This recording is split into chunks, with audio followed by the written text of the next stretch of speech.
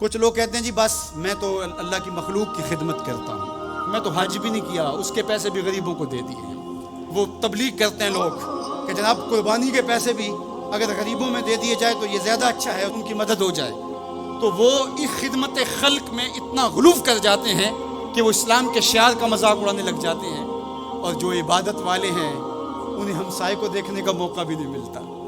اور آپ جانتے ہیں کہ جب ایک بستی کو برباد کرنے کا حکم دیا گیا تو کہا کہ یہاں تو ایک شخص رہتا ہے جس کا سر سجدے سے اٹھتا ہی نہیں۔ کہا میرے بندوں کے اوپر قیامتیں ٹوٹیں اور ان کے اوپر ظلم اور جبر کے پہرے ہوں اور اس کے ماتھے پہ شکن نہیں آتا، اس کے سمیت ہی بستی کو لٹ کے رکھ دو۔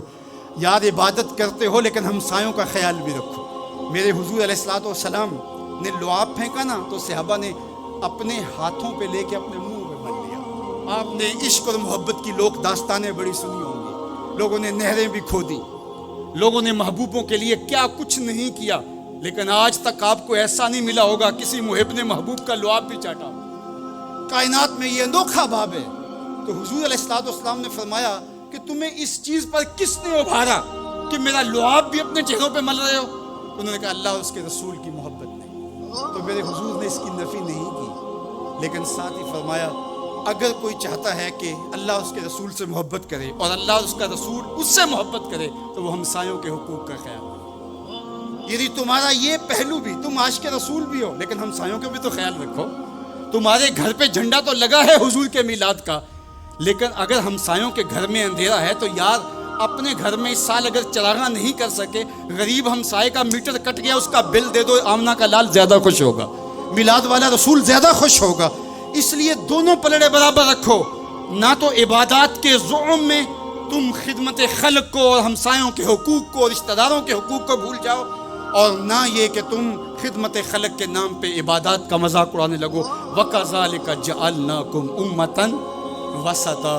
ادارت المصطفیٰ دونوں بازوؤں کے ساتھ اڑنے کی فکر رکھتا ہے، اور امت وسط کے مزاج کو لوگوں میں راسخ کرنا شروع ہوتا ہے۔ ظاہر ہے جب کبھی اس بازو پہ زور پڑے تو کبھی اس بازو پہ زور پڑے تو بازو جھکنے لگتے ہیں، تو میرا اللہ مدد کرتا ہے، نصرت دیتا ہے۔ تو کبھی ہمارے کسی بازو پہ فتویٰ بھی آ کے جو ہے وہ زور ڈالتا ہے، کبھی کسی فتوے کا میزائل لگتا ہے، لیکن ہم تو بلے شاہ کی بولی میں کہتے ہیں بلے آلو کی تینوں کافر کافر آکھڑ تو آہو آہو آکھ۔ ہمارا کام الجھنا تھوڑا ہے، ہم نے تو آگے بڑھتے ہی چلے جانا ہے، اور ہماری منزل تو مدینہ ہے، ہم نے تو اس کی طرف عازم سفر رہنا ہے۔ ادارت المصطفیٰ ایک فکر کا نام ہے، اور وہ فکر جو مدینے کی ضیاؤں سے پھوٹتی ہے، گنبد خضرا کے جمال کی روشنی ہے، اور وہ مصطفی نہیں ہو سکتا جس کے دونوں بازو میں سے ایک بازو شل ہو۔ حضور کی امت سے جس کو پیار نہیں ہے، حضور کی امت سے جس کو محبت نہیں ہے، حضور کی محبتوں کا کبھی بھی مستحق نہیں ہو سکتا۔ میرے بزرگ فرمایا کرتے تھے جس کے بچوں سے تم پیار کرتے ہو اس کا باپ تم سے پیار کرتا ہے۔ اگر تم چاہو کہ حضور ہم سے پیار کرے تو حضور کی امت سے پیار کرو۔ تو ایک امت بنو، دوسرا امت وسط بنو، تو پھر دیکھنا تمہاری شاہین صفت پرواز اس کو کوئی چھو بھی نہیں سکے گا۔ تم پھر بڑھتے رہو گے اور تمہارا بڑھنا منزل آشنا ہوگا، اور تو راہ نورد شوق ہے منزل نہ کر قبول، لیلا بھی ہم نشیں ہو تو محمل نہ کر قبول۔ تیرا تو مطمع نظر، تیرا تو ہدف ہی کچھ اور ہے، تو دنیا کے لیے نہیں ہے، دنیا تیرے لیے ہے۔ تو خواہشات کا دیوانہ نہیں ہے، بلکہ خواہشات تیرے پیچھے دوڑیں گی، اور زمانہ تیری دہلیز پہ باندیوں کی طرح نوکری کرے گا۔ من کان للہ کان اللہ لہو، تو ان کا ہو کے دیکھ، زمانہ تیرا ہو جائے گا۔